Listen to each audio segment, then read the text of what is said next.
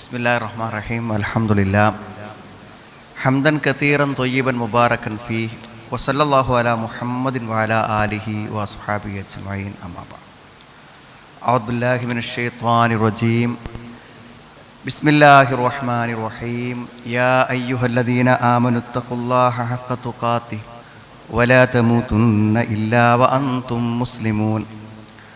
വമാ ഉബർരിഉ നഫ്സി ഇന്നൻ നഫ്സ ലഅമ്മാറത്തും ബിസ്സൂഇ ഇല്ലാ മാ റഹിമ റബ്ബി ഇന്ന റബ്ബി ഗഫൂറുർ റഹീം.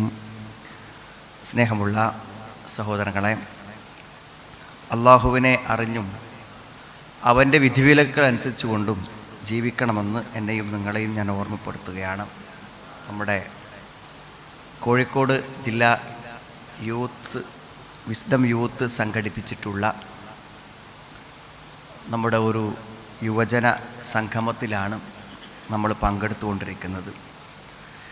നമ്മുടെ യുവ സുഹൃത്തുക്കൾ ആദർശം മനസ്സിലാക്കി, സലഫി ആദർശം മനസ്സിലാക്കിയ കർമ്മനിരതരായ യുവജനങ്ങൾ, അതാണ് നമ്മുടെ ഈ ഒരു ഇസ്ലാമിക സമൂഹത്തിൻ്റെ ഏറ്റവും വലിയ പ്രതീക്ഷ.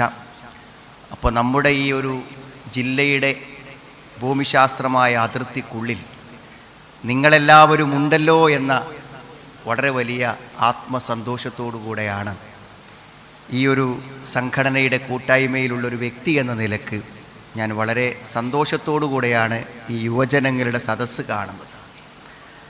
ആ പ്രതീക്ഷയ്ക്കനുസരിച്ചുകൊണ്ട് നമ്മുടെ പ്രബോധന രംഗത്ത് പ്രവർത്തിക്കുവാനും സ്വന്തം ജീവിതങ്ങളിൽ മാറ്റം വരുത്തുവാനും നിങ്ങൾക്കെല്ലാവർക്കും ആവട്ടെ എന്ന് ആത്മാർത്ഥമായി പ്രാർത്ഥിക്കുകയാണ്. നമ്മുടെ കുടുംബ ജീവിതത്തെക്കുറിച്ചാണ് ഇവിടെ പറയാനുള്ളത്.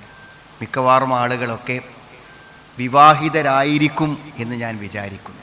അതുകൊണ്ട് തന്നെ വിവാഹിതരെ സംബന്ധിച്ചിടത്തോളം കുടുംബജീവിതം പറയുമ്പോൾ അതവർ ആസ്വദിച്ചും അനുഭവിച്ചുമാണ് മുന്നോട്ട് പോകുക. കേവലം ഒരു കേൾവി മാത്രമല്ല, നമ്മുടെ ജീവിതത്തിലേക്ക് ചേർത്ത് വെച്ചുകൊണ്ട് നമ്മൾ അനുഭവത്തിലൂടെ, ഒരാസ്വാദനത്തിലൂടെ കടന്നു പോകുന്ന ഒന്നാണ് യഥാർത്ഥത്തിൽ ഈ കുടുംബജീവിതത്തിൻ്റെ പ്രഭാഷണം. എന്നാൽ അത് കഴിഞ്ഞാലുണ്ടാകുന്നത് ഭയങ്കരമായ കുറ്റബോധവും ഖേദവുമാണ്. അതിനൊരു കാരണമുണ്ട്.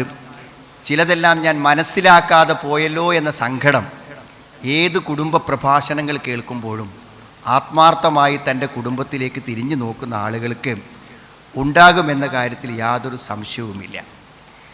സത്യത്തിൽ തുടക്കത്തിൽ ഞാൻ പറയാൻ ഉദ്ദേശിക്കുന്ന കാര്യം, കുടുംബജീവിതം പരാജയപ്പെട്ടാൽ അല്ലെങ്കിൽ വിവാഹം പരാജയപ്പെട്ടാൽ ജീവിതം പരാജയപ്പെട്ടു എന്നതിൻ്റെ അർത്ഥം. നമുക്ക് ജീവിതത്തിൽ എന്ത് കാര്യങ്ങളും എന്താണെന്നറിയോ, തൽക്കാലം ഏതെങ്കിലും ഒരു രംഗം വിജയകരമാകാതെ കിടക്കുന്നുണ്ടെങ്കിൽ അതവിടെ ഇട്ടിട്ട് നമുക്ക് എന്ത് ചെയ്യാൻ പറ്റും, മുന്നോട്ട് പോകാൻ പറ്റും. അപ്പം നിങ്ങൾക്കൊരു ജോലി ഇല്ലയെന്ന് വിചാരിച്ചോളൂ, എന്നാലും നിങ്ങളെന്ത് ചെയ്യും, എങ്ങനെയെങ്കിലുമൊക്കെ മുന്നോട്ട് പോകും. ആരോഗ്യപരമായൊരു പ്രശ്നം ഉണ്ട് എന്ന് വിചാരിച്ചോളൂ, ആ രോഗം അഡ്ജസ്റ്റ് ചെയ്ത് നമ്മൾ മുന്നോട്ട് പോകും. അതങ്ങനെ നിലനിൽക്കെ തന്നെ നമ്മൾ ജീവിച്ച് മുന്നോട്ട് പോകും. ജീവിതത്തിൻ്റെ ഏത് പ്രശ്നങ്ങളെയും നമുക്ക് തൽക്കാലം മാറ്റി നിർത്തി മുന്നോട്ട് പോകാൻ പറ്റും. പക്ഷെ ഒരു വ്യക്തിക്ക് ഒരിക്കലും സ്നേഹസമ്പൂർണമായിട്ടുള്ളൊരു ദാമ്പത്യത്തിലല്ലാതെ ജീവിക്കാൻ പറ്റില്ല. ജീവിക്കുന്നുണ്ടായിരിക്കും, അതാർക്കോ വേണ്ടിയുള്ളൊരു ജീവിതം മാത്രമേ ഇനി പറയാൻ പറ്റൂ. അപ്പോൾ വിവാഹം പരാജയപ്പെട്ടു പറഞ്ഞാൽ ജീവിതം പരാജയപ്പെട്ടു എന്നാണ് അതിൻ്റെ അർത്ഥം. യാതൊരു സംശയവും കാര്യത്തിലില്ല. അപ്പം അതുകൊണ്ട് തന്നെ നമ്മൾ കേൾക്കുന്ന ഏറ്റവും അധികം സങ്കടം പരാജയപ്പെട്ട ദാമ്പത്യത്തിൻ്റെ സങ്കടങ്ങളാണ്. അല്ലെങ്കിൽ ആൾക്കാർക്ക് എന്താണ്, കച്ചവടങ്ങൾ പരാജയപ്പെട്ടതിനെ പറ്റി ആളുകൾക്ക് വിഷമം നമ്മോട് പറഞ്ഞൂടെ? വളരെ അപൂർവം ആളുകളെ പറയുന്നുള്ളൂ. എല്ലാ ആളുകളും പറയുന്നത് കുടുംബ പരാജയങ്ങളെക്കുറിച്ചാണ്. മാത്രമല്ല, മാനസികമായിട്ട് മനസ്സിൽ വിഷാദവും ഡിപ്രഷനും ഒക്കെ വന്ന ആളുകളുടെ കാരണങ്ങൾ പരിശോധിക്കുമ്പോൾ അത് കുടുംബവുമായി ബന്ധപ്പെട്ട് കിടക്കുന്ന കാര്യങ്ങളിലാണ് അവർക്ക് മനോനില തെറ്റിക്കിടക്കുന്നത്. അപ്പോൾ ഞാൻ നിങ്ങളോട് പറഞ്ഞത്, ഒരു വാശി നിങ്ങൾക്ക് വേണം. എന്ത്? എൻ്റെ ദാമ്പത്യം, എൻ്റെ വിവാഹം ഞാൻ വിജയിപ്പിച്ചെടുക്കുമെന്ന ഒരു വളരെ ശക്തമായ ഒരു തീരുമാനം നമുക്ക് വേണം. കാരണം അത് ജീവിതത്തിൻ്റെ എല്ലാ തലങ്ങളെയും ബാധിക്കുന്ന ഒന്നാണ്. രണ്ടു കാര്യം ഏറ്റവും പ്രധാനമായി ഞാൻ ഒന്ന് പറയാം. ഒന്നാമത്തെ ഒരു പരാജയം എന്ന് പറഞ്ഞാൽ എന്താണെന്ന് വിചാരിച്ചാൽ, നമുക്ക് ജീവിതത്തിൽ ഭക്ഷണം, വായു ഇതൊക്കെ എത്ര അനിവാര്യമാണോ അത്ര അനിവാര്യമാണ് സെക്സ് എന്നുള്ളത്. അത്രമാത്രം അനിവാര്യമായതാണ് ലൈംഗികത. അത് സ്ത്രീക്കായാലും പുരുഷനായാലും അത് വേണം. പക്ഷെ നമ്മൾ പറയാൻ ലജ്ജിക്കുന്നത് കൊണ്ട് പലപ്പോഴും അത് നമ്മുടെ മനസ്സിൻ്റെ ഉള്ളിലെ സ്വകാര്യമായ ഒരു ദുഃഖം മാത്രമാണ്. സെക്സ് എന്ന് പറയുന്നത് നിങ്ങൾ മനസ്സിലാക്കുന്ന പോലെ കേവലം ഒരു സ്ത്രീയും പുരുഷനും തമ്മിലുള്ള ശാരീരികമായിട്ടുള്ള ബന്ധമാണെന്ന് നിങ്ങളതിനെ ചെറുതാക്കി മനസ്സിലാക്കരുത്. നമ്മുടെ ജീവിതത്തിൻ്റെ ഏകാന്തതകളിലും അസ്വസ്ഥതകളിലും എല്ലാം നമ്മൾ ആസ്വദിക്കുന്ന ഒരു കാര്യമെന്ന് പറഞ്ഞാൽ സെക്സാണ്. അതാർക്ക് മാത്രമേ സാധ്യമാവുള്ളൂ വെച്ചാൽ വിവാഹിതർക്ക് മാത്രം ഇസ്ലാമിൽ സാധ്യമാകുന്ന ഒന്നാണ്. ഈ സെക്സിന് വേണ്ടി നമ്മൾ എന്ത് ചെയ്താലും, അത് സ്വന്തം ഭാര്യയല്ലാത്ത അല്ലെങ്കിൽ ഭർത്താവല്ലാത്ത വിധേനം എന്ത് ചെയ്താലും അതൊക്കെ നമ്മുടെ ജീവിതത്തെ പ്രതികൂലമായി ബാധിക്കും, നമ്മുടെ പരലോകത്തെയും പ്രതികൂലമായി ബാധിക്കും. നിങ്ങൾ വെറുതെ ഫോൺ എടുത്ത് ഒരു ദീർഘസമയം വെറുതെ എന്താ നോക്കണമെന്ന് അറിയാതെ, ഒരു ലക്ഷ്യമില്ലാതെ, വാട്സപ്പാണോ അല്ലെങ്കിൽ എന്തെങ്കിലും റെഫർ ചെയ്യാനാണോ യൂട്യൂബാണോ ഒന്നും നോക്കാതെ വെറുതെ നിങ്ങൾ ഫോൺ എടുത്തിട്ട് നിങ്ങൾ ഉപയോഗിക്കുകയാണെങ്കിൽ, ഒന്നില്ലെങ്കിൽ സ്ഥിരം നോക്കുന്നത് ഫേസ്ബുക്ക് ആവാം അല്ലെങ്കിൽ യൂട്യൂബ് ആകാം. ഇതിൽ നിങ്ങൾ കയറുമ്പോൾ ഇതിങ്ങനെ മറിച്ച് പോകുമ്പോൾ അശ്രദ്ധമായി മറിച്ച് പോവുകയാണെങ്കിൽ നിങ്ങൾ ആസ്വദിക്കുന്നത് അവിഹിതങ്ങളായിരിക്കും. നിങ്ങൾ എത്ര നിയന്ത്രിച്ചാലും, നിങ്ങളുടെ ഫോൺ എത്ര തന്നെ നിങ്ങൾ പോസിറ്റീവായ കാര്യങ്ങൾക്ക് ഉപയോഗിച്ചാലും, പരസ്യങ്ങളുടെ ശക്തി കൊണ്ട് നിങ്ങൾക്ക് ആവശ്യമില്ലാത്ത അല്ലെങ്കിൽ നിങ്ങളെ വഴിതെറ്റിപ്പിക്കുന്ന കാര്യങ്ങൾ നിങ്ങൾ ഫോണിൽ കാണും എന്ന കാര്യത്തിൽ യാതൊരു സംശയമില്ല. അപ്പം എല്ലാം ക്ലിയർ ആണെന്ന് പറയുന്ന ഒരാൾ പോലും വെറുതെ ഫോണിൽ അറിയാതെ ഇത് ആസ്വദിച്ചു കൊണ്ടിരിക്കും എന്നതാണ് വസ്തുത. അപ്പം അത്രമാത്രം ഈ സെക്സ് അവിഹിതങ്ങൾ നമ്മളെ സ്വാധീനിക്കുന്ന ഒരവസ്ഥ അശ്രദ്ധമായി ജീവിക്കുമ്പോൾ നമ്മുടെ ജീവിതത്തിലുണ്ട്. അപ്പം എന്താണ് ഇത് ഇത്രമാത്രം ആകർഷണീയമായി തീരുന്നതെന്ന് ചോദിച്ചാൽ, ഇത് കേവലം ഒരു ശാരീരിക പ്രവൃത്തി മാത്രം. നമ്മുടെ മനസ്സിൻ്റെ ഒരു ആശ്വാസം, സമാധാനം എന്നുള്ളത് സെക്സിനോട് കണക്റ്റഡാണ്. അതുകൊണ്ട് എന്തായിരുന്നാലും ഒരു സ്ത്രീയിലൂടെ അല്ലാതെ അല്ലെങ്കിൽ ഒരു സ്ത്രീക്ക് പുരുഷനിലൂടെ അല്ലാതെ പൂർണ്ണമായിട്ടുള്ള ഒരു മനസ്സമാധാനം കിട്ടൂല. നമ്മൾ ആഗ്രഹിക്കുന്നത് സമാധാനമാണ്. ആ സമാധാനം കിട്ടണമെങ്കിൽ അതൊരു പുരുഷന് സ്ത്രീയിലൂടെ കിട്ടുള്ളൂ, ഒരു സ്ത്രീക്ക് പുരുഷനിലൂടെ കിട്ടുള്ളൂ. അപ്പോൾ നിങ്ങൾക്ക് ആർക്കെങ്കിലും നിങ്ങളുടെ വിവാഹം കഴിഞ്ഞിട്ട് നിങ്ങൾക്ക് നിങ്ങളുടെ ഭാര്യയിലൂടെ അത് കിട്ടുന്നില്ലെങ്കിൽ, കിട്ടുക എന്ന് പറഞ്ഞാൽ നിരന്തരമായതാണ്. നിങ്ങൾ പുറത്തു പോയാലും എവിടെ പോയാലും ആ ഭാര്യയൊക്കെ നിങ്ങളുടെ മനസ്സിൽ, അവളോട് തമാശ പറയും, അവളോട് ചാറ്റ് ചെയ്യും, അവളോട് സംസാരിക്കും, അവളെ കാണും. ഇത് ഇങ്ങനെ നിങ്ങളുടെ മനസ്സ് അവളിൽ കേന്ദ്രീകരിക്കുന്നില്ലെങ്കിൽ നിങ്ങൾ യഥാർത്ഥത്തിൽ എന്താ വെച്ചാൽ അതിന് വേറൊരു ഇടം കണ്ടെത്തുന്നുണ്ട്. അല്ലെങ്കിൽ നിങ്ങൾക്ക് നിലനിൽക്കാൻ പറ്റില്ല. വേറൊരു ഇടം കണ്ടെത്തുന്നുണ്ട്, ഒരു അവിഹിതം ഉണ്ടാകും. അല്ലെങ്കിൽ നിങ്ങൾ ഒന്നില്ലെങ്കിൽ നിങ്ങളെ കൂടെയുള്ള സഹപ്രവർത്തകളായ സ്ത്രീകളുമായി നിരന്തരമായി സംസാരിക്കുന്നുണ്ടായിരിക്കും, അവരെ കാണാൻ നിങ്ങൾ ആഗ്രഹിക്കുന്നുണ്ടായിരിക്കും, അവരുമായി ഒഴിഞ്ഞിരിക്കാൻ അവസരമുണ്ടാകും, അവർക്ക് മെസ്സേജ് അയക്കുന്നുണ്ടാകും, അവരുമായി ചാറ്റ് ചെയ്യുന്നുണ്ടാകും. ഈ ഒരു പരിപാടി ഒന്നുമില്ലാതെ ഒരു മനുഷ്യന് ജീവിതത്തെ റിലാക്സ് ചെയ്യാൻ കഴിയില്ല. ഇത് ഞാൻ എന്തെങ്കിലും വലിയ തത്വശാസ്ത്രം പറയാമെന്നൊന്നും നിങ്ങൾ വിചാരിക്കേണ്ട. അള്ളാഹു അങ്ങനെ മനുഷ്യനെ സൃഷ്ടിച്ചിട്ടുള്ളൂ. വമിൻ ആയാതിഹി അൻ ഖലഖലകും മിൻ അൻഫുസികും അസ്വാജ ലിതസ്കുനു ഇലൈഹ. അത് വേറൊരു വിവാഹത്തെക്കുറിച്ചോ അല്ലെങ്കിൽ നിക്കാഹ് നടത്തുമ്പോൾ പറയുന്ന ഒരു കേവലം ഒരു ആയത്ത് മാത്രമല്ല, മനുഷ്യന്റെ സൃഷ്ടിപ്പിനെ കുറിച്ച് പറയണം. ആണിനെയും പെണ്ണിനെയും അള്ളാഹു സൃഷ്ടിച്ചിട്ടുണ്ട്. പരസ്പരം അവർക്ക് ഏറ്റവും നന്നായി ഇണങ്ങി ജീവിക്കത്തക്ക വിധത്തിൽ ഒരേ ഇനത്തിൽ നിന്ന്, ഒരേ ജിൻസിൽ നിന്ന് അവരെ സൃഷ്ടിച്ചിട്ടുണ്ട്. എന്നിട്ട് ലിതസ്കുനു ഇലൈഹ, അവളിലേക്ക് സമാധാനം കണ്ടെത്താൻ. ജീവിതത്തിൽ അതില്ലാതെ ഒന്നും നടക്കൂല. നിങ്ങൾ എന്തെങ്കിലും ഒരു ജോലി ചെയ്യുന്ന ആളാണെങ്കിൽ നിങ്ങളും നിങ്ങളുടെ വൈഫും തമ്മിലൊരു പിണക്കുണ്ടായാൽ നിങ്ങൾക്ക് ജോലി മര്യാദയ്ക്ക് ചെയ്യാൻ പറ്റില്ല. നിങ്ങൾക്ക് വീട്ടിലെ ഒരു സന്തോഷവും അനുഭവിക്കാൻ പറ്റില്ല. നിങ്ങൾക്കൊന്ന് റിലാക്സ് ചെയ്യാൻ പറ്റില്ല. നിങ്ങൾക്കൊന്ന് സമാധാനത്തോടെ കിടന്നുറങ്ങാൻ പോലും പറ്റില്ല. കാരണം സമാധാനം എന്നത് പൂർണ്ണമായും ഒരു ആണ് പെണ്ണ് ഓപ്പോസിറ്റ് സെക്സുകൾ തമ്മിലുള്ളതാണ്. അതുകൊണ്ടാണ് നമ്മൾ മനസ്സിലാക്കേണ്ടത്, സത്യം പറയുകയാണെങ്കിൽ നിങ്ങളുടെ ഭാര്യ എത്ര സുന്ദരിയാണെങ്കിലും എത്ര പ്രായം കുറഞ്ഞ ആളാണെങ്കിലും അവളിലൂടെ നിങ്ങൾക്ക് ആത്മസംതൃപ്തി കിട്ടുന്നില്ല എങ്കിൽ നിങ്ങൾക്ക് ഏത് വൃത്തികെട്ടൊരു സ്ത്രീയിലും എത്ര പ്രായമുള്ള സ്ത്രീയിലും ഏതൊരാളിലും ആ ഒരു ആത്മസംതൃപ്തി കണ്ടെത്താൻ നിങ്ങൾ ശ്രമിക്കും. അതിൽ നമ്മൾ എന്ത് ചെയ്യും? ചാരിതാർത്ഥ്യം അടയുകയും ചെയ്യും. ഇത് ഇന്നത്തെ കാലത്ത് ഞാനിത് പറയണത് എന്താ വെച്ചാൽ, അവിഹിതങ്ങളിൽ ഇന്നത്തെ പുതിയ ചർച്ച തന്നെ അതാണ്. ഒരു ഭാര്യയും വേണം, ഒരു കാമുകിയും വേണമെന്ന്, അല്ലെങ്കിൽ ഒരു കാമുകനും വേണം, ഒരു ഭർത്താവും വേണം എന്നാണ് ഇപ്പോൾ സോഷ്യൽ മീഡിയയിലെ ചർച്ച. എന്തുകൊണ്ടാ വെച്ചാൽ എല്ലാ ദാമ്പത്യങ്ങളും പരാജയപ്പെട്ട് കിടക്കുകയാണ്. അതുകൊണ്ട് ദാമ്പത്യത്തിൽ നിന്ന് കിട്ടേണ്ടത് അതിൽ നിന്ന് കിട്ടാത്തത് കൊണ്ട് മിക്കവാറും ആളുകളൊക്കെ അതിന് അവിഹിതങ്ങളുടെ വഴി തേടുന്നത് കൊണ്ടാണ് ഈ ചർച്ച ഇത്രയും നിറഞ്ഞു നിൽക്കുന്നത്. ഞാൻ പറഞ്ഞ അത്ഭുതകരമായിട്ടുള്ള, എനിക്ക് വിശ്വസിക്കാൻ കഴിയാത്ത കാര്യമാണ്. ഞാൻ വേണമെങ്കിൽ നിങ്ങൾക്ക് ഒരു ഉദാഹരണം പറഞ്ഞുതരാം. ഈ കഴിഞ്ഞ ദിവസം ഗൾഫിൽ നിന്ന് ഒരു പെൺകുട്ടി എനിക്ക് മെസ്സേജ് അയച്ചു. ഒന്നുമില്ല, അവളുടെ അനുജത്തിക്ക് ഒരു വിവാഹം വന്ന് നിൽക്കുകയാണ്. അപ്പോൾ ആ വിവാഹം വന്ന് നിൽക്കുമ്പോൾ ആ ചെക്കൻ്റെ ഫോട്ടോ വാപ്പൻ്റെ വാട്സപ്പിലേക്ക് ആരോ അയച്ചിരുന്നു.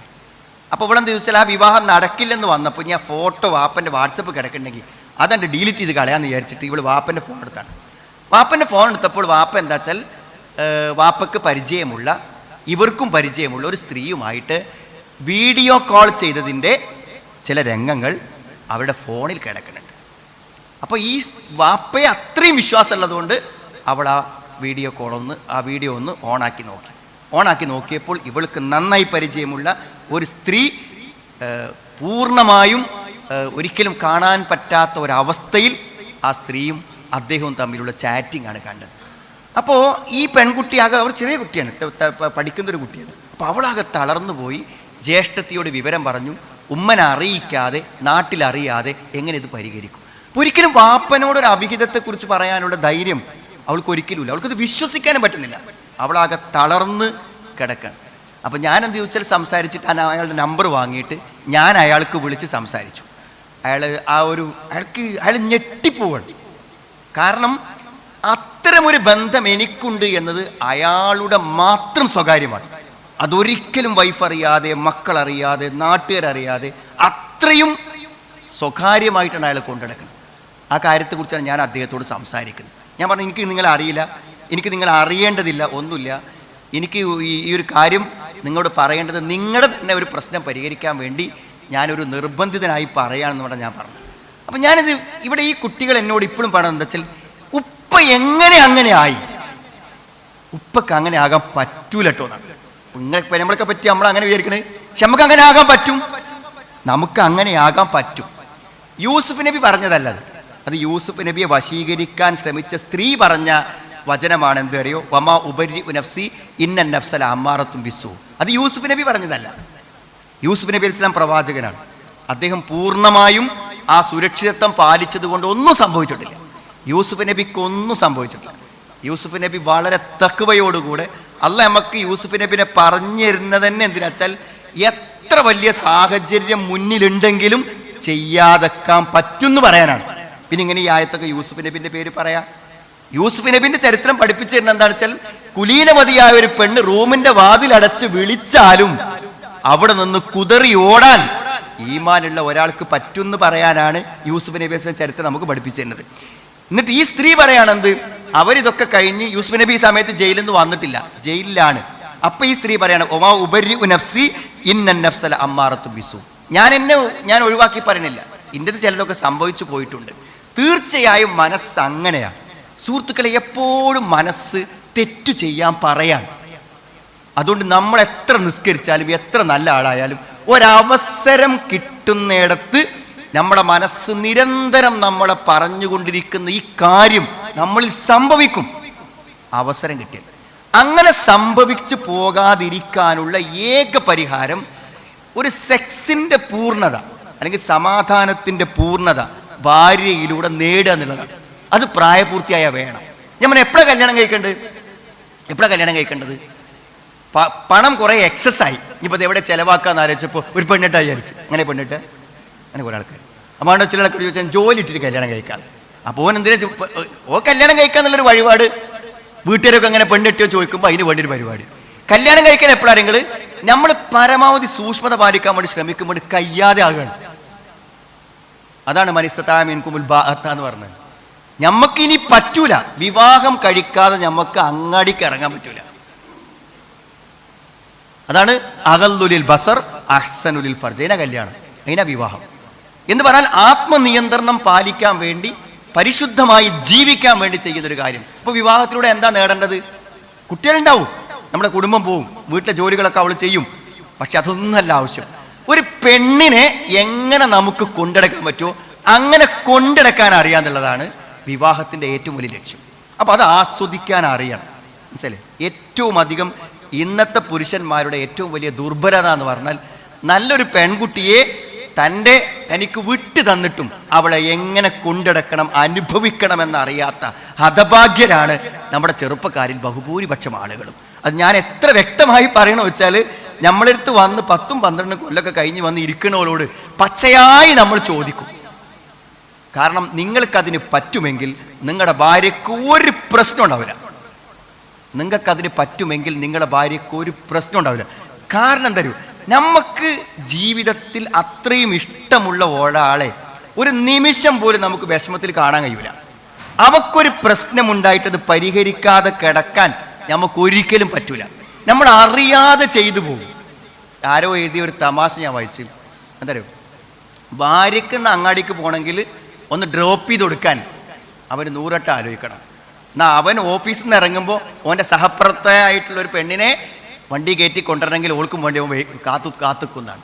എന്താ വ്യത്യാസം എന്ന് വെച്ചാൽ, ഒരു അന്യായ ഒരു പെണ്ണാണെങ്കിൽ അവളോട് സംസാരിക്കാനും വർത്തമാനം പറയാനും വണ്ടിമേ കയറ്റാനും നമ്മൾ മണിക്കൂർ വെയിറ്റ് ചെയ്യും. ഭാര്യയൊക്കെ അണിഞ്ഞൊരുങ്ങിയിട്ട് ഇന്നെന്താണ് അങ്ങാടിയിൽ ബസ് സ്റ്റോപ്പ് കിട്ടിയിരുന്ന് പറഞ്ഞാൽ എന്ത് ചെയ്യും? ഒരു മടിയോടെ അലസതയോടെയാണ് ചെല്ലുക. എന്താ വ്യത്യാസം? രണ്ട് പെണ്ണല്ലേ. എന്താ വ്യത്യാസം? വ്യത്യാസം എന്ന് വെച്ചാൽ, നമ്മൾ യഥാർത്ഥത്തിൽ ഒരു സ്ത്രീ എന്ന നിലക്ക് അനുഭവിക്കുന്നതും ആസ്വദിക്കുന്നതും ആരെയാണ്? സഹപ്രവർത്തകയാണ്, അല്ലെങ്കിൽ അന്യ സ്ത്രീകളെയാണ്. നമ്മുടെ ഭാര്യയോട് ആ മനസ്സ് നമുക്കില്ല എങ്കിൽ നമുക്ക് അവളെടുത്തേ ഇരിക്കാൻ പറ്റുള്ളൂ. അവള് നമ്മൾ കാത്തിരുന്നിട്ട് നമ്മൾ ഉറങ്ങുള്ളൂ. അവളെ കൂടെ നമ്മൾ ഭക്ഷണം കഴിക്കുള്ളൂ. എന്ത് കിട്ടിയാലും ആദ്യം അവൾക്കാണ് അറിയിക്കുക. ഏത് സമയത്തും അവളെ വാട്സപ്പിലായിരിക്കും നമ്മുടെ ഏറ്റവും അധികം ചാറ്റിംഗ് ഉണ്ടാകുക. ഇപ്പം നിങ്ങളെ വൈഫിൻ്റെ വാട്സപ്പ് എടുത്ത് നോക്കി, നിങ്ങൾ അതിലൊരു മെസ്സേജ് ഉണ്ടാവില്ല, ബാക്കി എല്ലാവർക്കും മെസ്സേജ് ഉണ്ടാവും. എന്താ അങ്ങനെ വരുന്നത്? നമ്മൾ ആ ബന്ധത്തെ അടിസ്ഥാനപരമായി കാത്തുകൊണ്ടില്ല. അത് ഒരിക്കലും പിരിയാൻ പറ്റാത്തൊരു ബന്ധമാണ്. ജീവിതത്തിലും ഉറക്കത്തിലും ഏത് സമയത്തും നമ്മൾ ഒന്നിച്ചു കൊണ്ടുള്ളൊരു കാര്യം. അപ്പോൾ നമ്മൾക്കത് വിജയിച്ചില്ലെങ്കിൽ സുഹൃത്തുക്കളെ, നമ്മൾ സൂക്ഷ്മത പാലിക്കുന്നു വെറുതെ പറയണം. നമ്മൾ സൂക്ഷ്മത പാലിക്കുന്നു എന്ന് പറയണമെങ്കിൽ നമ്മുടെ മനസ്സിൽ നമ്മുടെ ഭാര്യയല്ലാത്ത മറ്റൊരു സ്ത്രീയും ഇല്ലാതാകുന്നിടത്തേക്ക് ആ ബന്ധത്തെ നമുക്ക് ശക്തമാക്കാൻ പറ്റണം. അതാണ് പറഞ്ഞത്, വിവാഹം പരാജയപ്പെട്ടാൽ നമ്മുടെ ആത്മീയമായ ജീവിതം, നമ്മുടെ പരലോകമൊക്കെ നഷ്ടപ്പെട്ടു പോകും. അതുകൊണ്ട് നമ്മൾ എന്ത് ചെയ്യണം? അത് തിരിച്ചു പിടിക്കണം. പിന്നെ സമാധാനം, സന്തോഷം എന്നുള്ളതും നമുക്ക് അവിടുന്ന് കിട്ടുള്ളൂ. അതുകൊണ്ട് അതിനെ നിലനിർത്തി കൊണ്ടുപോകണം എന്നാണ് വിശദമായി പറയേണ്ട. ഒരു ആമുഖം നിലക്ക് പറഞ്ഞാൽ അത് നിങ്ങൾക്ക് മനസ്സിലാവും തോന്നുന്നുണ്ട്. അപ്പോൾ ഇനി ഇതെങ്ങനെ സാധ്യമാകും എന്നതാണ്. 3 കാര്യമുണ്ടെങ്കിൽ ഇതുവരെ നിങ്ങളും ഭാര്യയും ഒരു നല്ല നിലക്കല്ല പോകണമെന്നുണ്ടെങ്കിൽ ഇന്നത്തെ ഈ ക്യാമ്പ് ഞങ്ങൾ ഉഷാറാവും. ഒന്നാമത്തെ ഒരു കാര്യങ്ങൾ മനസ്സിലാക്കേണ്ട എന്താ അറിയോ? നമ്മൾ കൈ പിടിച്ചു കൊണ്ടുവന്ന ഒരാളാണ് നമ്മുടെ ഭാര്യ. അതുകൊണ്ട് സുഹൃത്തുക്കളെ, നിങ്ങളെ പ്രതീക്ഷിച്ച് നിങ്ങളുള്ളിടത്തേക്ക് വന്ന് നിങ്ങൾ ഏറ്റെടുത്ത ഒരാൾ എന്നുള്ള നിലക്ക് നിങ്ങൾ അവൾക്കൊരു പരിഗണന കൊടുക്കണം. അതാണ് എനിക്ക് ഒരു പരിഗണന കൊടുക്കണം. അതെന്താ, നിങ്ങൾക്കൊരു ബാധ്യതയാണ്. അത് നമുക്കൊരു ബാധ്യതയാണ്. ഞാൻ പറയാം, ഏറ്റവും അധികം പീഡിപ്പിക്കപ്പെടുന്ന ആളുകൾ സ്ത്രീകളാണ്. എന്തുകൊണ്ടെന്ന് വെച്ചാൽ, ഒരു മുന്നിൽ വേറൊരു വഴിയില്ല. അതാണ് നിങ്ങളുടെ ഭാര്യ. ഇപ്പം നമ്മളുടെ ഗുണം കൊണ്ടല്ല നിന്ന് പോകണം. ഓന് മുന്നിൽ വേറെ വഴിയില്ല. എന്താ വഴിയില്ല പറഞ്ഞാൽ, ഒരു കല്യാണം കഴിയാന്ന് പറഞ്ഞാൽ വാപ്പിമ്മ അത്ര പ്രതീക്ഷയിലാണ് പറഞ്ഞേക്കാം. അവിടെ അത് പരാജയപ്പെട്ടു എന്നുള്ള വിവരം ഒരിക്കലും വാപ്പനോടും കൂടെ പറയാൻ പറ്റില്ല. അതുകൊണ്ടെന്ന് വെച്ചാൽ അതവർ സഹിക്കും. പിന്നെ ഇതിൻ്റെ എന്തെങ്കിലുമൊക്കെ പ്രശ്നങ്ങൾ പറയാനുള്ളത് ഭർത്താവിനോടാണ്. അയാളത് കേൾക്കാനും കൂടെ തയ്യാറായിട്ടില്ല എന്നുണ്ടെങ്കിൽ ജീവിതത്തിൽ സഹിച്ച് മുന്നോട്ട് പോകുന്ന എത്രയോ സ്ത്രീകളുണ്ട്, ഒരിക്കലും ജീവിതം ആസ്വദിക്കാതെയും അനുഭവിക്കാതെ. അപ്പോൾ എനിക്ക് പറയാനുള്ളത്, നിങ്ങൾ ഒന്നാമതൊരു ബാധ്യത എന്ന് ആലോചിക്കണം. ഞാൻ പറയാം, നിങ്ങളെ ഭാര്യയ്ക്ക് ഒരു ലൈഫ് കൊടുക്കുന്നില്ലെങ്കിൽ നിങ്ങൾ പരലോകത്ത് മറുപടി പറയേണ്ടി വരും. ഒരു സംശയമുണ്ട്. അത് നിങ്ങൾ അള്ളാഹുവിൻ്റെ പേരിൽ സത്യം ചെയ്തിട്ട് ഏറ്റെടുത്ത ഒരു ഉത്തരവാദിത്തമാണ്. യാതൊരു സംശയത്തിലും വേണ്ട. അത് നമ്മൾ മറുപടി പറയേണ്ടി വരും. നമ്മൾ നല്ലവനാണോ മോശപ്പെട്ട ആളാണോ എന്നൊക്കെ വിലയിരുത്തുന്നതും നമ്മുടെ പരലോകത്തെ വിലയിരുത്തലുകളിലും പ്രധാനം നമ്മുടെ ഭാര്യയോടുള്ള പെരുമാറ്റം തന്നെയാണ്. അവിടെ നമുക്ക് മാന്യനാവാനും ഒരു ദീനുള്ളവനാവാനും പറ്റുന്നില്ലെങ്കിൽ നമ്മൾ ഒന്നിനും കൊള്ളാത്തൊരാളാണ്. ആണെന്ന് ഇപ്പോൾ നാട്ടുകാരോ അല്ലെങ്കിൽ സ്വാഗതം പറയുന്ന ആളോ അധ്യക്ഷം വഹിക്കുന്ന ആളോ ഒന്നും പറഞ്ഞിട്ട് കാര്യമില്ല. നമ്മുടെ മനസ്സാക്ഷി പറയണമെങ്കിൽ എന്ത് വേണമെന്നറിയോ? നമ്മുടെ ഭാര്യയ്ക്ക് അഭിപ്രായം വേണം നമ്മൾ നല്ലൊരാളാണ്. എല്ലാം മനസ്സിലാക്കാനും അറിയാനും നമ്മുടെ സ്വഭാവം എന്താണ്, പെരുമാറ്റം എന്താണ്, ദയുണ്ടോ, സ്നേഹമുണ്ടോ, കരുണുണ്ടോ, ഇഷ്ടമുണ്ടോ, എല്ലാം മനസ്സിലാക്കാൻ അതിൽ പറ്റും. അപ്പോൾ ഒരു ബാധ്യതയാണ്. വെറുതെ നിങ്ങളായ ഒരു പെണ്ണിനെ വഴിയാധാരമാക്കരുത്. അതാണ് എനിക്കിവിടെ പറയുന്നത്. അതാണ് ഒന്നാമത്തത്. രണ്ടാമത്തെ കാര്യം എന്താ പറയുക, ഇത് നമുക്ക് ചെയ്യാൻ തോന്നണമെങ്കിൽ സ്നേഹം വേണം. സ്നേഹം ഉണ്ടാകണമെങ്കിൽ എന്ത് ചെയ്യണം എന്നറിയോ? സ്നേഹം ഉണ്ടാകണമെങ്കിൽ നമ്മൾ അടുത്ത് ഇടപഴകാൻ സമയം വേണം. നിങ്ങളെല്ലാവരും ഭാര്യമാരുടെ കൂടെ ആവും. അപ്പോൾ പലപ്പോഴും പറയും എനിക്കൊരു ഒഴിവില്ല, തിരക്കാണ്. ഞാൻ പറഞ്ഞു എല്ലാ സമയത്തും നമ്മൾ വൈഫിൻ്റെ കൂടെയാണ്, 24 മണിക്കൂർ. രാത്രി എന്തായാലും നമ്മൾ അവരെ കൂടെയാണല്ലോ അല്ലേ? രാത്രി എന്തായാലും ഉറങ്ങണത് ഒരു കട്ടിലുമേയാണ്, അപ്പോൾ കൂടെയാണെന്ന് പറഞ്ഞാൽ മനസ്സിലാവും. പിന്നെ പകലുള്ളൊരു ടൈമല്ലേ, ഈ ടൈമിൽ എപ്പോഴും എന്താ അറിയോ, നമ്മുടെ അവരുടെ അവർ എപ്പോഴും നമ്മൾ അവരുടെ കൂടെ ഉണ്ട് എന്ന് അവർക്ക് തോന്നണം. എല്ലാ സമയത്തും വെറുതെ ഭക്ഷണം കഴിച്ചോ, എന്തായി, കുട്ടികൾ സ്കൂളിൽ പോയോ, നമ്മൾ ഓരോ കാര്യവും ചോദിക്കുന്നതിന് മറുപടി വേണം. ഇപ്പം ഈ ഫോൺ ഭയങ്കര സംവിധാനമല്ലേ. ഇപ്പോൾ ഈ ഗൾഫിലോ ഒക്കെ പോണ ആളുകൾക്കും ഒക്കെ പറ്റും. നമ്മളിപ്പോൾ ഇനിയിപ്പോൾ നിങ്ങളൊരു ടൂറോ അല്ലെങ്കിൽ എന്തെങ്കിലും യാത്രയൊക്കെ പോവുകയാണെങ്കിൽ നീ വൈഫിൻ്റെ വാട്സപ്പ് എടുത്ത് വെച്ചിട്ട് എന്തെങ്കിലും ഫോട്ടോ എടുക്കണതൊക്കെ വൈഫിൻ്റെ വാട്സപ്പിൽ എടുക്കുക. ഫോട്ടോ എടുക്കണതൊക്കെ വൈഫിൻ്റെ വാട്സപ്പിൽ എടുക്കുക. അതിൽ ക്യാമറ ഇട്ടുമല്ലോ. അപ്പോൾ എന്താ ഉണ്ടാവുക വെച്ചാൽ അവർക്ക് ഫോട്ടോ അയച്ചു കൊടുത്ത പോലെ അവർക്ക് തോന്നുള്ളൂ. എന്ന് പറഞ്ഞാൽ ഓരോ സ്ഥലത്ത് നിങ്ങൾ ഫോട്ടോ എടുക്കുമ്പോഴും അവിടെ ഒരു കമ്മ്യൂണിക്കേഷൻ നടക്കുന്നുണ്ട് നമ്മൾ അറിയാതെ. അതൊരു വ്യക്തിക്കുള്ള കൺസിഡറേഷനാണ്. അതിനൊക്കെ എത്ര വില ഉണ്ട് നിങ്ങൾ നമ്മൾ മനസ്സിലാക്കണ പോലെയല്ല.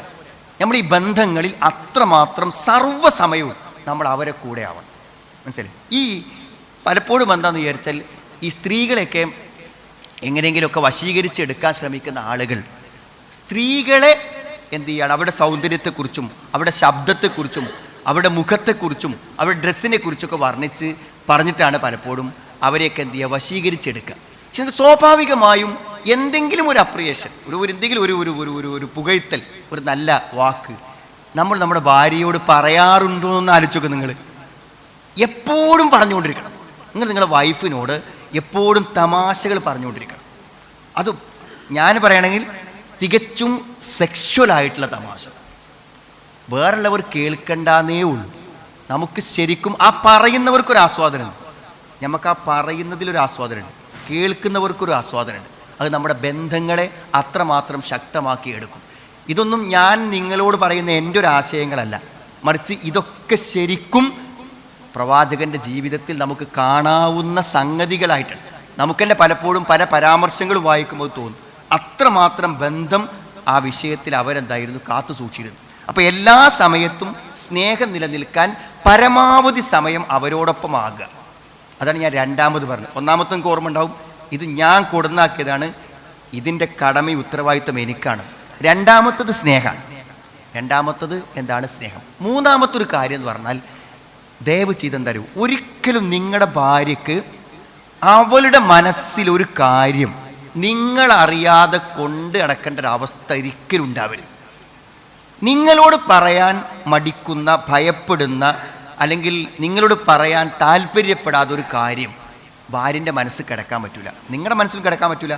കാരണം അവൾക്ക് എന്തും നിങ്ങളോട് പറയാം, നിങ്ങളോട് എങ്ങനെയും പെരുമാറാം. അങ്ങനത്തെ ഒരു പച്ചയായി അവളെ സ്വീകരിക്കാൻ നമ്മൾ തയ്യാറാവണം. അപ്പോൾ ഞാൻ പലപ്പോഴും ആലോചിക്കും, എത്ര സമയമാണ് പലപ്പോഴും ഈ വിഷമങ്ങളൊക്കെ പറയുന്ന സ്ത്രീകൾ സംസാരിക്കും. നമ്മളതിനെ നിരുത്സാഹപ്പെടുത്തിയാൽ പോലും അവർ സംസാരിക്കും. കാരണം അവർക്ക് പറയാനുള്ളത് 10-20 കൊല്ലത്തെ ദാമ്പത്യത്തിൽ പറയാനുള്ളത് ഇതുവരെ അയാൾ കേട്ടിട്ടില്ല എന്നുള്ളത്. കേൾക്കണം നമ്മൾ.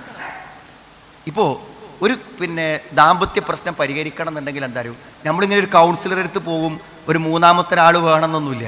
വെറുതെ ഞാൻ നിങ്ങൾ വൈഫിനോട് ചോദിച്ചാൽ മതി, ഞാൻ എന്തും കേൾക്കാൻ റെഡിയാണ്, അനക്ക് ഇന്നെക്കുറിച്ച് എന്താണ് പറയാനുള്ളത് അത് നീ പറഞ്ഞോ, ഒരു പ്രശ്നം ഉണ്ടാവില്ല.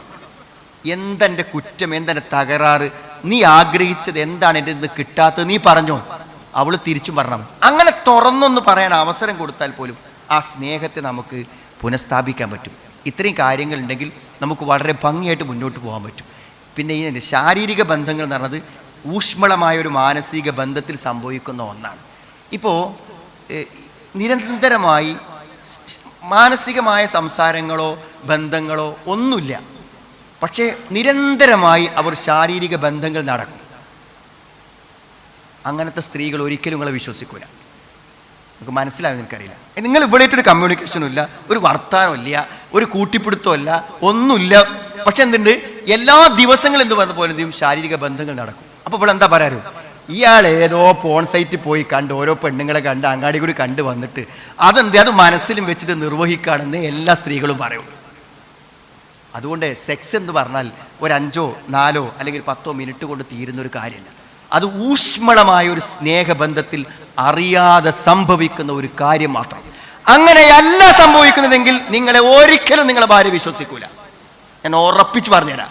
അവള് തീർച്ചയായും മനസ്സിലാക്കണം എന്താണെന്ന് വെച്ചാൽ, ഇയാൾ അങ്ങാടിക്ക് നോക്കുമ്പോൾ നാലോടെ നോക്കി നടക്കും, ഇല്ലെങ്കിൽ ഏതെങ്കിലും പോൺ സൈറ്റ് കയറും, അല്ലെങ്കിൽ എവിടെയെങ്കിലുമൊക്കെ അശ്ലീലങ്ങൾ കാണും, എന്നിട്ട് അത് വന്നിട്ട് എന്ത് ചെയ്യും, ഇവിടെ വെച്ച് നിർവഹിക്കും എന്ന് മാത്രമേ നിങ്ങളെക്കുറിച്ച് വിചാരിക്കൂ. അതുകൊണ്ട് ഊഷ്മളമായ ഒരു ബന്ധം നിലനിർത്തിക്കൊണ്ടു പോകുമ്പോൾ മാത്രമേ പരസ്പരമുള്ള വിശ്വാസവും ബഹുമാനവും നമുക്ക് ഉണ്ടാക്കി തീർക്കാൻ പറ്റുള്ളൂ എന്നുള്ളതാണ്. ഇങ്ങനെയൊക്കെ മുന്നോട്ട് പോകുമ്പോൾ, ഞാനിത് പറയുമ്പോൾ നിങ്ങൾക്കുണ്ടാവും, നമ്മളെ ഈ ഒരു നല്ല ദാമ്പത്യത്തെ തകരാറാക്കുന്ന ഏറ്റവും വലിയ വിഷയം തരും നമ്മൾ തമ്മിലുള്ള ചർച്ചകളാണ്. ശരിക്കും പറയുകയാണെങ്കിൽ ഭാര്യ ഭർത്താവും തമ്മിൽ വാദപ്രതിവാദം നടക്കല് എല്ലാ സമയവും. സാധാരണ എല്ലാവരും നമ്മൾ കമ്മ്യൂണിക്കേഷൻ നടക്കുക, ഭാര്യ ഭർത്താവും തമ്മിൽ പൊതുവെ എന്താണ് സംവാദങ്ങളാണ് നടക്കുക. അപ്പോൾ ഒരു ദിവസം തന്നെ വേണമെങ്കിൽ ഒരു 8-10 സംവാദങ്ങളൊക്കെ നടക്കും. എന്ത് ചെയ്യും, കുട്ടിൻ്റെ കാര്യത്തിലൊരു സംവാദം, ഉമ്മാൻ്റെ കാര്യത്തിലൊരു സംവാദം, മനസ്സിലായില്ലേ, നമ്മളെ മറ്റു കാര്യങ്ങൾ, ജോലിൻ്റെ കാര്യത്തിൽ, സാമ്പത്തിക വിഷയത്തിൽ. ഞാൻ പറഞ്ഞത് ഈ അവസ്ഥയാണ് നമ്മൾ ഒഴിവാക്കിയെടുക്കേണ്ടത്. ഈ സംസാരം എന്താ വെച്ചാൽ, നമുക്ക് ആരോട് സംസാരിക്കുമ്പോൾ ആ സംസാരങ്ങൾ ഒരു ബന്ധം ബിൽഡ് ചെയ്യുന്നുണ്ട്, സ്നേഹം ഉണ്ടാവുന്നു. പക്ഷെ ഭാര്യനോട് മാത്രം സംസാരിക്കുമ്പോൾ ഉള്ള എല്ലാ ബന്ധവും ഇല്ലാതാകുകയാണ് ചെയ്യുന്നത്. അപ്പോൾ എന്ത് ചെയ്യണം വെച്ചാൽ, നന്നായിട്ട് നമ്മൾ സംസാരിക്കാൻ പഠിക്കണം. അതിന് ഏറ്റവും പ്രധാന കാര്യങ്ങൾ, നമ്മളിൽ പ്രശ്നങ്ങളുള്ള വിഷയങ്ങളെ നമ്മൾ സംസാരിക്കരുത്. ആ പ്രശ്നങ്ങളെ വേഗത്തിൽ പരിഹരിച്ചേക്കണം, പെട്ടെന്ന് പരിഹരിക്കണം. ഇപ്പോൾ ഒരു ഉദാഹരണം പറയാം. ഉമ്മയും നിങ്ങളുടെ ഭാര്യയും തമ്മിൽ പ്രശ്നമുണ്ട്, അത് നിങ്ങൾ പരിഹരിക്കണം. അത് പരിഹരിച്ചില്ലെങ്കിൽ എന്താ, നിങ്ങൾ ഒരുമിച്ച് കൂടുമ്പോൾ മുഴുവൻ ആ വർത്തനാണ് പറയാം. അത് പറഞ്ഞാൽ എന്താ പ്രശ്നം, നിങ്ങൾ തമ്മിൽ തർക്കത്തിലാവും, പ്രശ്നത്തിലാവും. നിങ്ങളെ ബന്ധം നിങ്ങൾക്ക് ഒരിക്കലും ആസ്വദിക്കാൻ പറ്റില്ല. നിങ്ങൾക്കൊരു ഹസ്ബൻഡ് വൈഫ് റിലേഷൻ്റെ ഒരു സമാധാനം, സന്തോഷം കിട്ടില്ല. അപ്പോൾ അതെങ്ങനെ സെറ്റിൽ ചെയ്യാൻ ഒരു പ്രശ്നമല്ല. നിങ്ങൾ മനസ്സിലാക്കിയാൽ മതി. എങ്ങനെ മനസ്സിലാക്കാം? ഭാര്യയെ ഒരു കാലത്തും ഉമ്മ ഉൾക്കൊള്ളില്ല, ഉമ്മയെ ഒരു കാലത്തും ഭാര്യ ഉൾക്കൊള്ളൂല. നമ്മളത് ഉൾക്കൊള്ളിക്കാൻ വേണ്ടി ഇങ്ങനെ ഇടങ്കേറായിട്ടാണ് പ്രശ്നം. അത് നിങ്ങൾ മനസ്സിലാക്കിയാൽ മതി കേട്ടോ. ഒരിക്കലും ഉൾക്കൊള്ളില്ല. എന്നെങ്കിലും അത് ഉൾക്കൊള്ളുമെന്ന് നിങ്ങൾ വിശ്വസിക്കണം. പിന്നെ ഉൾക്കൊള്ളുന്നുണ്ടെങ്കിൽ എന്താണ് അറിയങ്ങൾ, അത് വീട്ടിൽ ഇവളിങ്ങനെ ഉണ്ടായി എൻ്റെ കാര്യങ്ങളൊക്കെ നടന്നു പോകണമെങ്കിൽ ഇവളോട് കുറച്ചൊന്ന് നല്ലോണം നിൽക്കുകയാണ് നല്ലത് എന്നുള്ളത് ചില ബുദ്ധിയുള്ളമാർക്ക് തോന്നും. അപ്പോൾ ഓരെന്ത് ചെയ്യും, കുറച്ച് നല്ലോണം നിൽക്കും. അത് നമ്മളൊരു സെയിൽസ്മാനോട് അവിടുത്തെ ബോസ് കാണിക്കണ ഒരു കാര്യങ്ങൾ നടന്നു പോകാനുള്ള ഒരു പരിപാടി മാത്രം. പിന്നെ തിരിച്ചു ഞാൻ പറഞ്ഞുതരാം, ഈ ഉമ്മനെ നല്ല നിലക്ക് കൊണ്ടുനടന്നാൽ ഇദ്ദേഹത്തെയും എനിക്ക് കിട്ടും, ഇവിടെ എനിക്ക് സമാധാനമായി നിന്ന് പോകാനും ചെയ്യും. നിലക്ക് എന്ത് ചെയ്യും, തൽക്കാലം ഉമ്മൻ്റെ ഒരു പ്രശ്നവും മനസ്സിലാക്കിയിട്ട് അത് അഡ്ജസ്റ്റ് ചെയ്ത് ക്ഷമിച്ച് ഭാര്യ പോകും. ഇതിനുള്ള ബുദ്ധി രണ്ടാൾക്കും ഉണ്ടാകുന്ന കാലം വരെ എന്ത് ചെയ്യില്ല, സമാധാനം. പിന്നെ മറ്റൊന്നെന്താ വെച്ചാൽ, ഇവർ തമ്മിൽ പ്രശ്നത്തിൻ്റെ അടിസ്ഥാന കാരണം എന്ന് പറഞ്ഞാൽ, ഒരു പെണ്ണൊരിക്കലും മറ്റൊരു പെണ്ണിനെ ഉൾക്കൊള്ളുക എന്നുള്ളത് കുറച്ച് ബുദ്ധിമുട്ടുള്ള കാര്യമാണ്.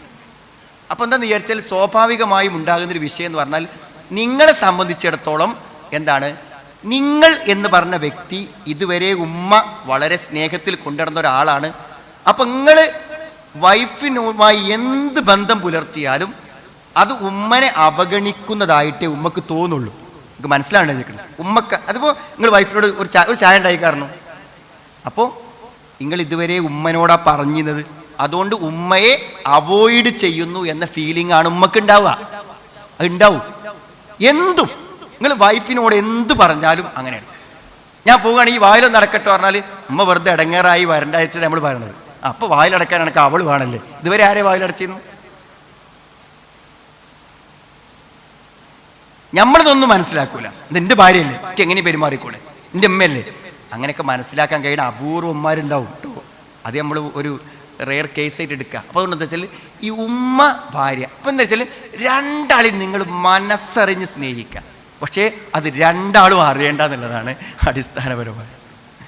രണ്ടാൾക്കും മനസ്സിലായി. അപ്പോൾ ഭാര്യ വിചാരിക്കണം എന്താ വെച്ചാൽ, ഇയാൾക്ക് ഉമ്മനോട് ഒരു താല്പര്യമില്ല, കല്യാണം കഴിഞ്ഞതിന് ശേഷം ഇന്നോട് തന്നെ താല്പര്യം, ഇന്നോടാണ് ഇഷ്ടം, ഫുൾ ടൈം എൻ്റെ കാര്യത്തിലാണെന്ന് വൈഫിന് തോന്നണം.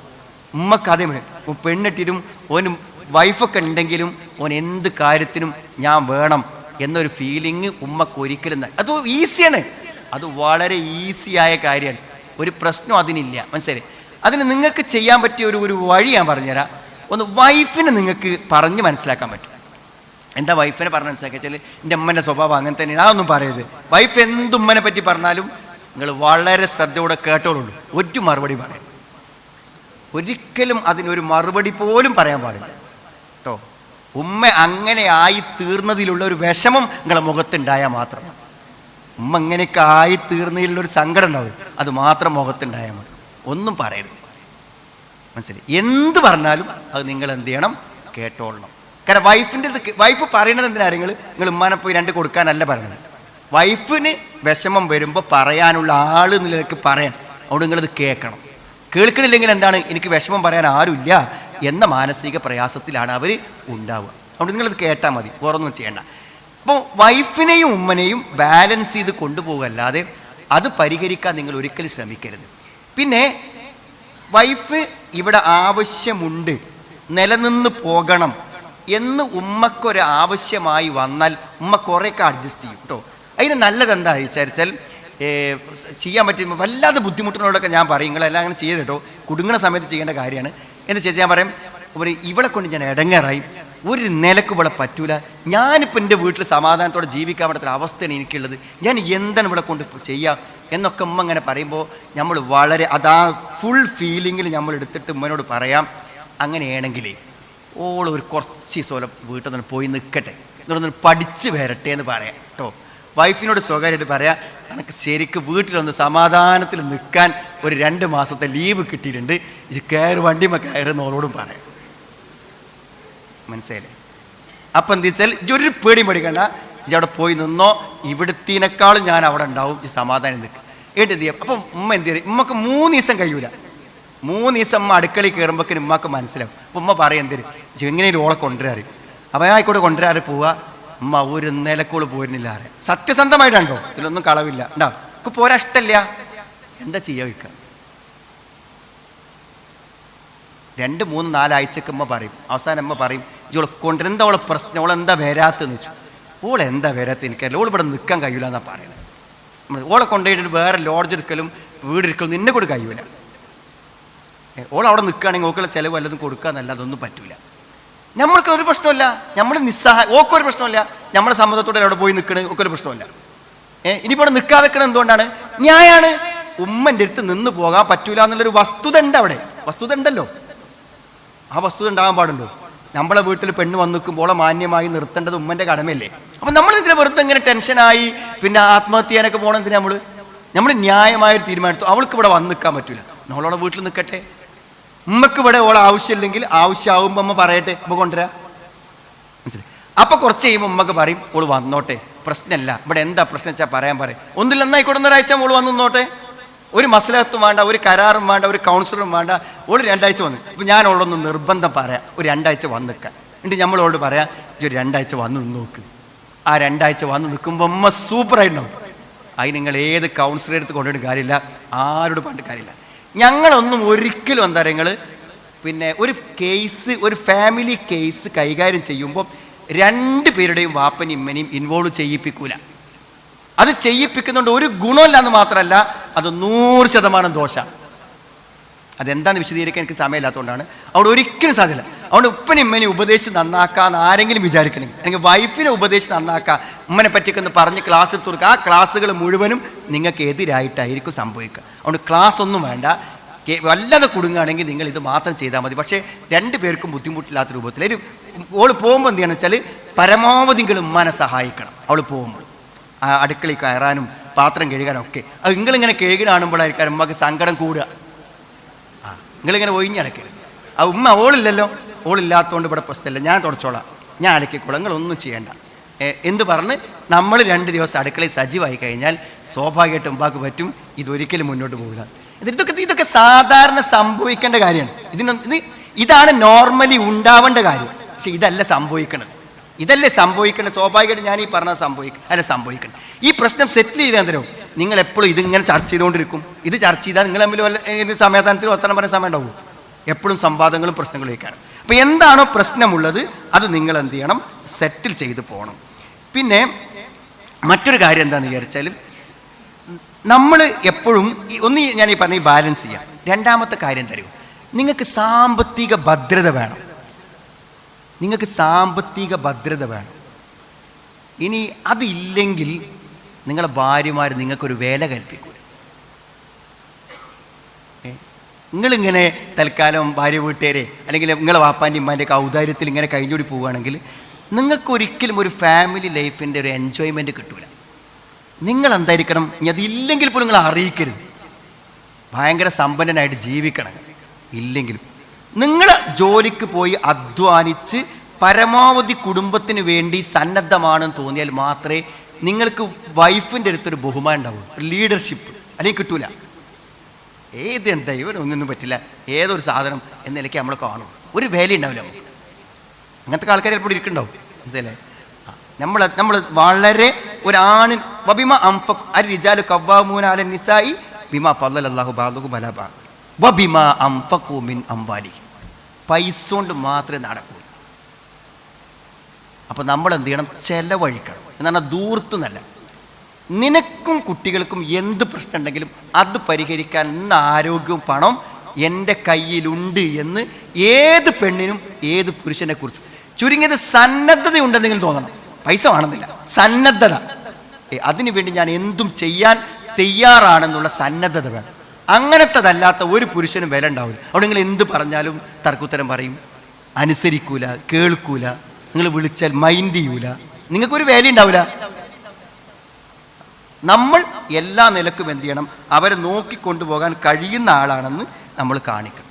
പിന്നെ മറ്റൊന്ന് പറയാം, നിങ്ങളുടെ കുടുംബത്തിന് നിങ്ങൾ ഫാമിലിക്ക് പ്രാധാന്യം കൊടുക്കുന്നു തോന്നണം.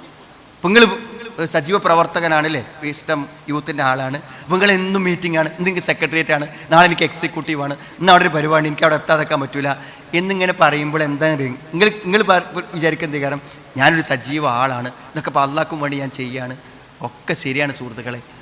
ഇന്ന ലിസൗജിക അലൈക ഹഖ്ക, നിൻ്റെ ഭാര്യയോട് നിനക്കൊരു കടമുണ്ട്. നിങ്ങൾ എന്ത് പ്രവർത്തിച്ചാലും നിങ്ങളുടെ വൈഫിനും കുട്ടികൾക്കും തോന്നേണ്ടത് എന്താ വെച്ചാൽ, ഞങ്ങൾക്കൊരാവശ്യമുണ്ടെങ്കിൽ ഞങ്ങളപ്പം ഉണ്ടാവുന്നതാണ്.